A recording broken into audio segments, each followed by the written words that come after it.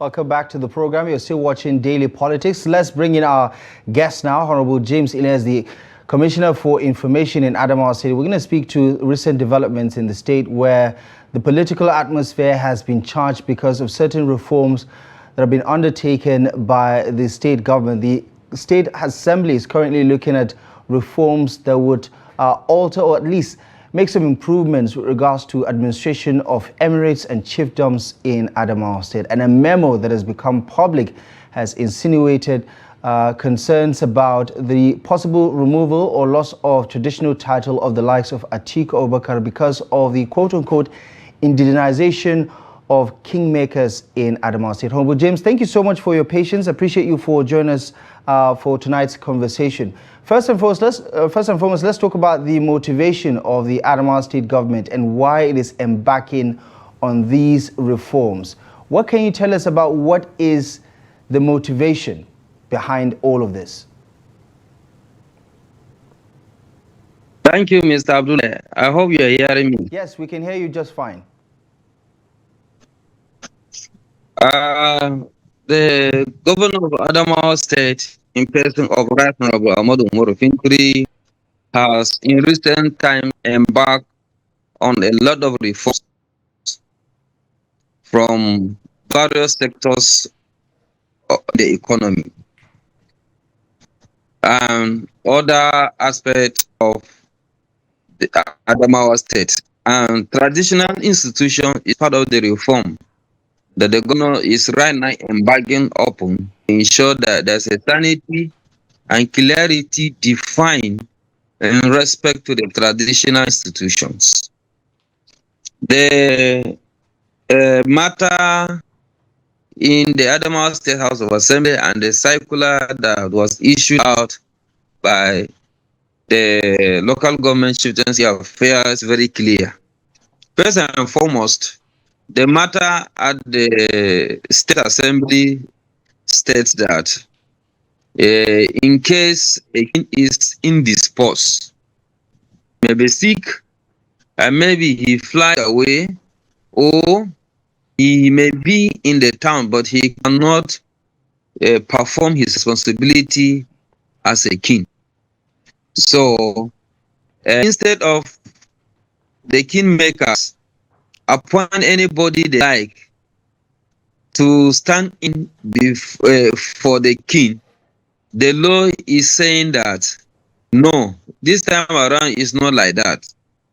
We want the kingmakers to report back to the government that have appointed them into power, and tell them that this is the situation we're facing in our chiefdom. And then the government will now appoint one of the prince to take over and carry the responsibility pending on the return of the king.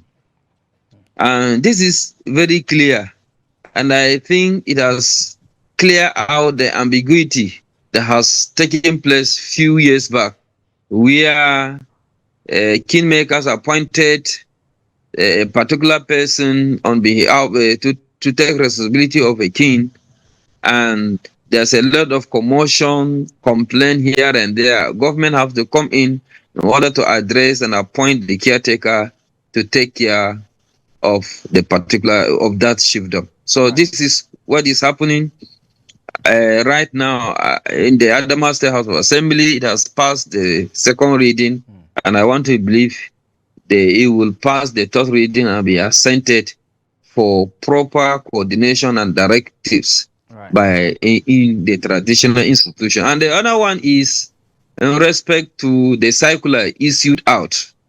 The circular is very clear. If you are not a kingmaker from a particular chiefdom, you need not to be. If you are not from that chiefdom, you need not to be a kingmaker from that chiefdom. And I think it's very good for that thing to happen like that, because if by the end of the day someone will come from a particular state and be a kingmaker in particular chiefdom, they can decide to put to bring in a king that is not in that chiefdom, which he may not be acquainted with the traditions and culture of that chiefdom, and who will bring a lot of problems in that chiefdom. And another thing is, if you are not a council member, a council member of a particular chiefdom must be from that chiefdom. So they will not bring someone from a different chiefdom A to be a council member in chiefdom B. Right. I think this is the position of government in respect Right. to the new reforms in the traditional institution.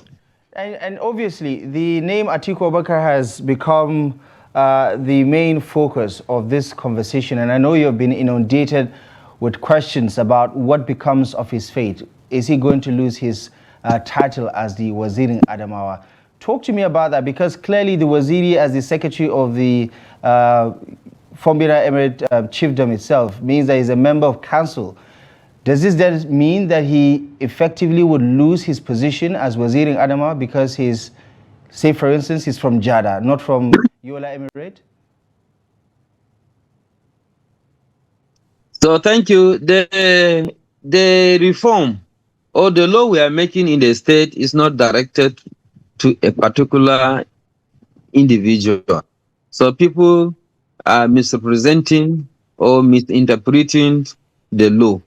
Is the kingmakers are more than 100 in Adamawa State. Virtually every children has its own kingmakers, and it's not directed towards Waziri Adamawa, but the law states, the law is very clear. Nobody is being stripped of his own title in Adamawa State. But the issue here is, if you're a kingmaker, you must be a kingmaker from the local government or the chiefdom you come from.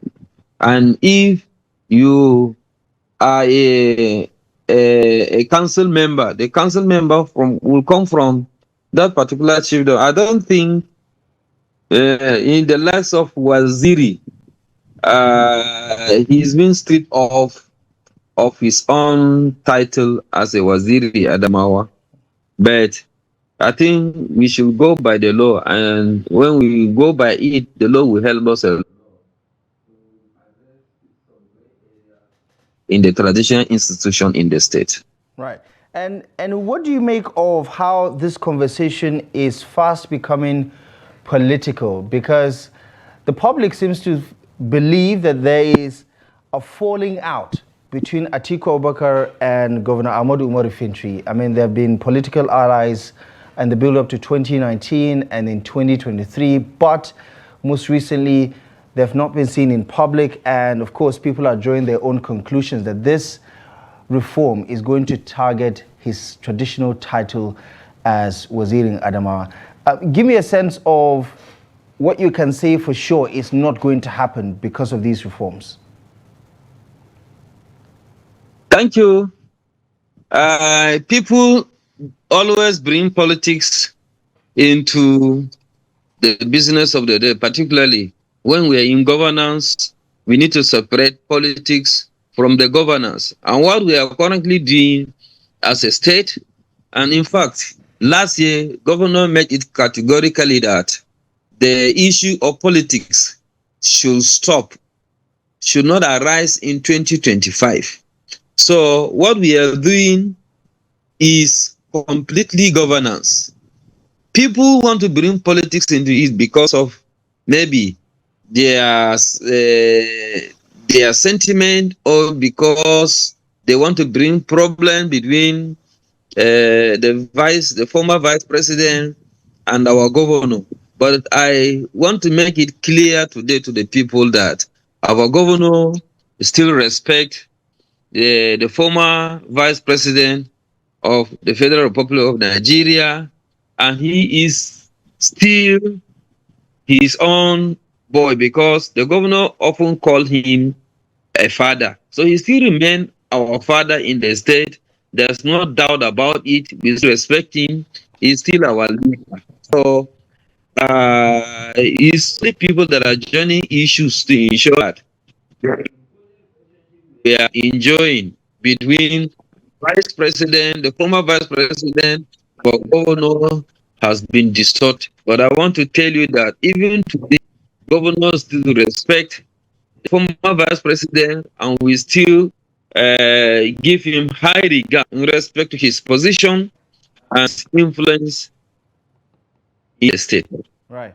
And of course, a lot of people would point to the fact that traditionally speaking, the role of the Waziri is not to serve as a kingmaker. I mean, traditionally in most emirates you go to, the Waziri is not a kingmaker. And I suppose that should help in providing some sort of clarity to those who are making the arguments for or against some of these changes. But there's also criticism that has been leveled against the administration that when you talk about appointing an interim leader for an emirate or a chiefdom, especially when the king or the chief is incapacitated, that it is tantamount to the government trying to micromanage the traditional institutions. They are understood to have some sort of semi-autonomy, right, because of the identity of the people and how they are, interwoven into our communities and as a people.